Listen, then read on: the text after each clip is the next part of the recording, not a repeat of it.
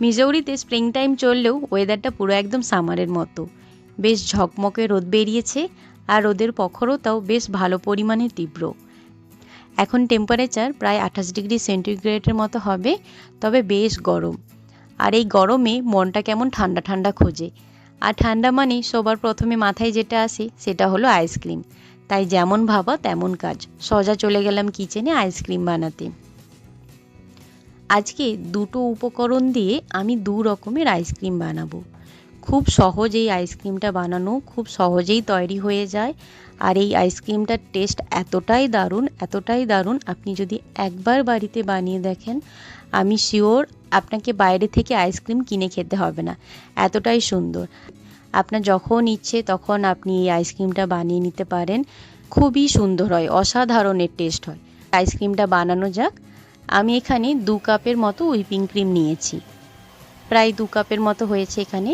এবারে এই হুইপিং ক্রিমটাকে আমি একটা বিটারের সাহায্যে বিট করে নেব। এটা কিন্তু হাতে করলে হবে না, হাতে করলে খুব কষ্ট হয়, অনেক টাইম লাগে আর হাত ব্যথাও করে।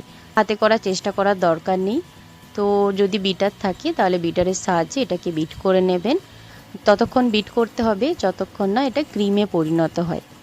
যখন একদম ক্রিম টাইপের হয়ে যাবে, আপনি দেখলেই বুঝতে পারবেন, তখন আমি ওর মধ্যে দেব 1 কাপ কনডেন্স মিল্ক। আমি এখানে 2 কাপ হুইপিং ক্রিম দিয়েছি, তাই আমি এখানে 1 কাপ কনডেন্স মিল্ক ইউজ করছি। আপনি যদি 4 কাপ হুইপিং ক্রিম দেন তাহলে আপনাকে 2 কাপ কনডেন্স মিল্ক দিতে হবে। হ্যাঁ, তবে বাড়িতেই যদি কনডেন্স মিল্কটা বানানো হয় সেটা অনেকটা আরও বেশি হেলদি। তো আমি এখানে রেডিমেডটাই ইউজ করছি। তো এটাতে খুব তাড়াতাড়ি হয়েও যায়, টাইমও লাগে না, আর খেতেও কিন্তু অসাধারণ হয়। তো কনডেন্স মিল্কটা দেওয়ার পরে আমি কিছুক্ষণ বিট করে নেব। তারপরে এই আইসক্রিমটাকে আমি ভাগাভাগি করে নেব দুটো ভাগে। একটাতে আমি বানাবো ভ্যানিলা আইসক্রিম, আর একটাতে বানাবো আমি ম্যাঙ্গো আইসক্রিম।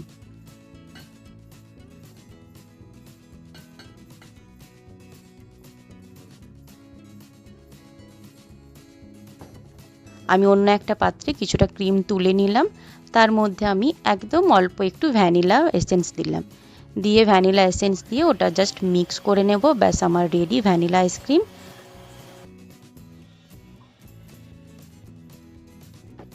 এবার ম্যাঙ্গো আইসক্রিম বানানোর জন্য আমি এখানে কেশর ম্যাঙ্গো পাল্প ইউজ করছি।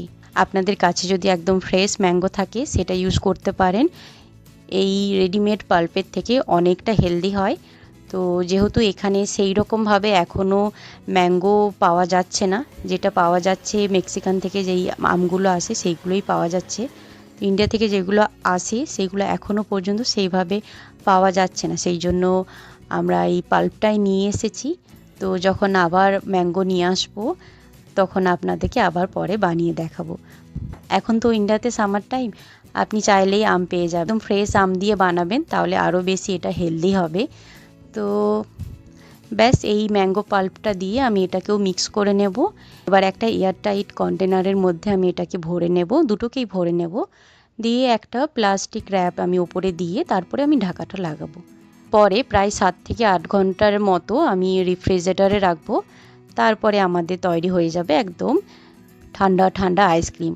বিশ্বাস করুন, অসাধারণ হয়, অসাধারণ টেস্ট হয় এর।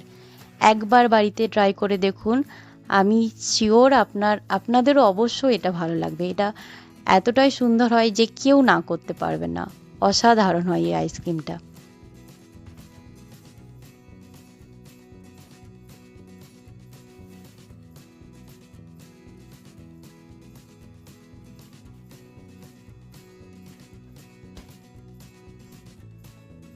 আমি দেখাই আইসক্রিমটা কীরকম জমেছে।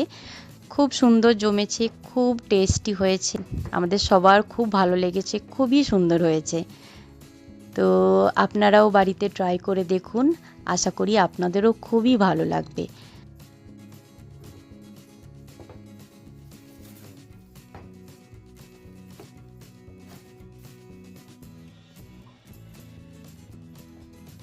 আজকে এখান পর্যন্তই। আবার দেখা হবে নতুন কোনো ভিডিও নিয়ে, নতুন কোনো রেসিপি নিয়ে। সবাই খুব ভালো থাকবেন, আনন্দে থাকবেন, হাসি খুশিতে থাকবেন। আবার দেখা হবে নতুন কোনো ভিডিওর সাথে। আর আমার এই ভিডিওটা দেখার জন্য আপনাকে অসংখ্য অসংখ্য ধন্যবাদ। Thank you. আবার দেখা হবে নতুন কোনো ভিডিওর সাথে। আজকের মতো আসি। Bye bye.